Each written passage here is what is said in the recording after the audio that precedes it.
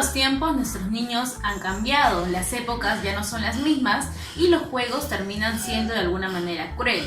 Hoy vamos a hablar un poco más sobre el bullying. Para eso tenemos y damos la bienvenida a Cecilia Cuscamay Arteaga. Ella es licenciada, psicóloga de profesión, especialista en niños, niñas y adolescentes y actualmente se encuentra ejerciendo psicología educativa. ¿Qué tal, Cecilia? Buenos días.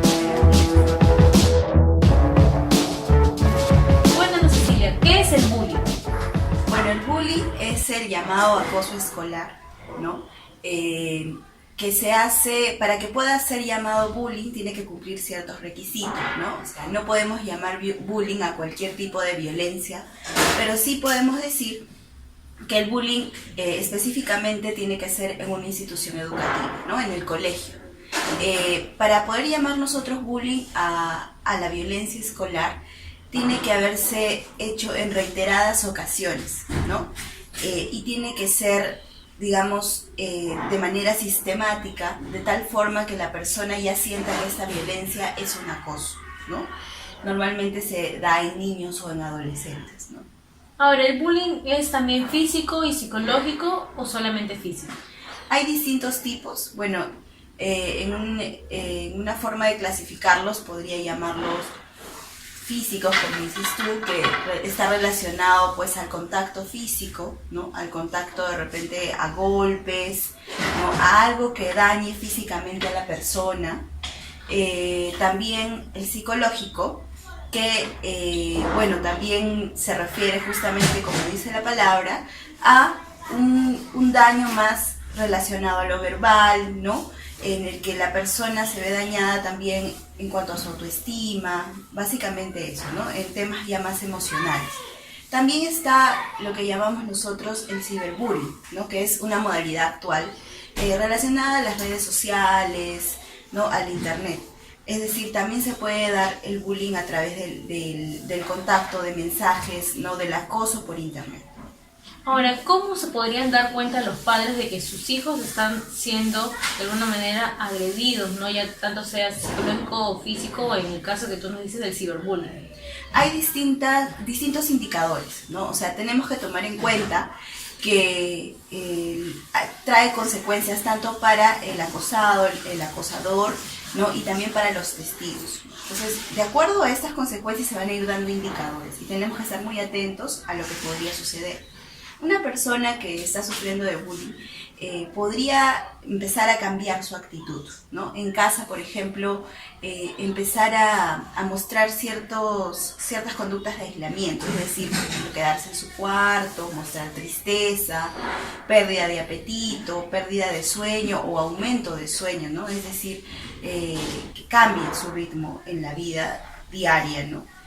También, de repente, que poco a poco ya no desee ir al colegio, que desee quedarse en casa. Entonces ahí es donde tenemos que preguntar nosotros las causas de por qué no quiere ir al colegio.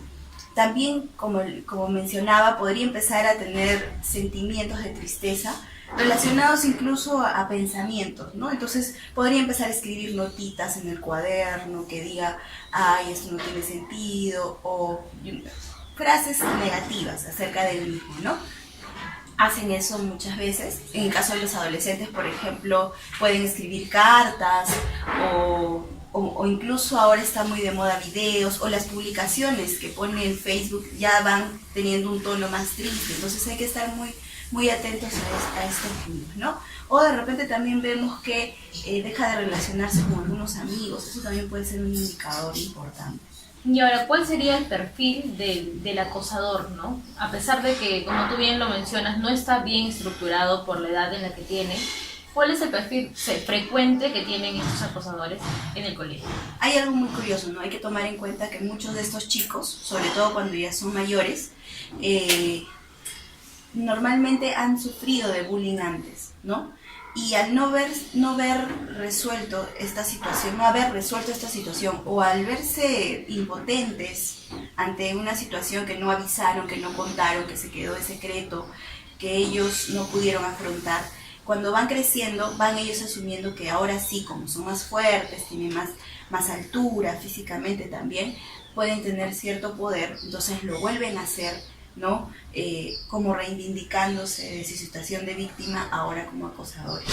Incluso muchos de ellos son acosados en el mismo momento por otras personas que podrían tener mayor fuerza que, ¿no? O sea, ellos son acosados por otros y ellos terminan acosando también, ¿no? Incluso se da también que muchos de ellos sufren violencia en casa, ¿no? Y de repente hay castigos físicos de parte de mamá, de papá, y ellos se sienten impotentes en casa, entonces en el colegio, como son más grandes, como tienen mayor poder, o incluso son más hábiles, ¿no? Muy inteligentes, muy capaces de repente de generar cierto temor en otros chicos, entonces ellos también ejercen esta violencia, ¿no? Como replicando la que viven en casa, por ejemplo. Eso podría ser un indicador del perfil.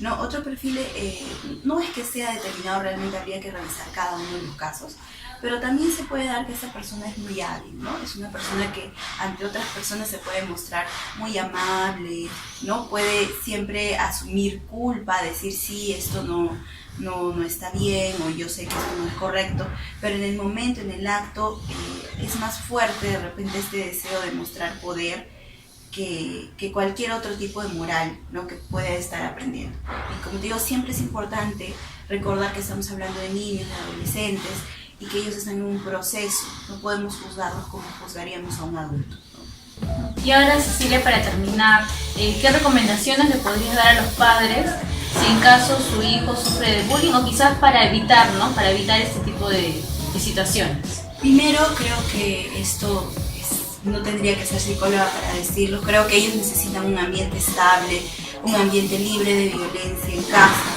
necesitan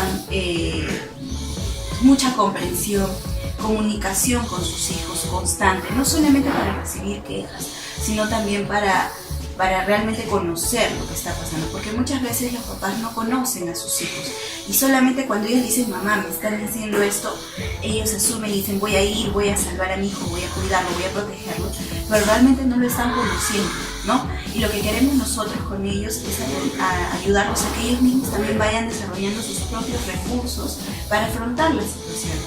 Entonces, para eso tenemos que nosotros primero conocerlos.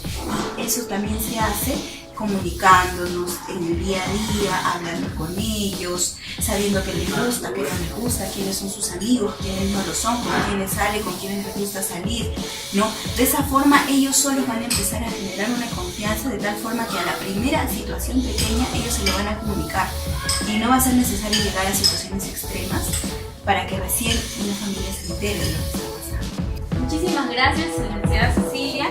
Ella es Cecilia Tucamac Arteaga, que actualmente se encuentra ejerciendo psicología educativa, especialista en niños, niñas y adolescentes. Esta fue una entrevista para Piquete Informativo.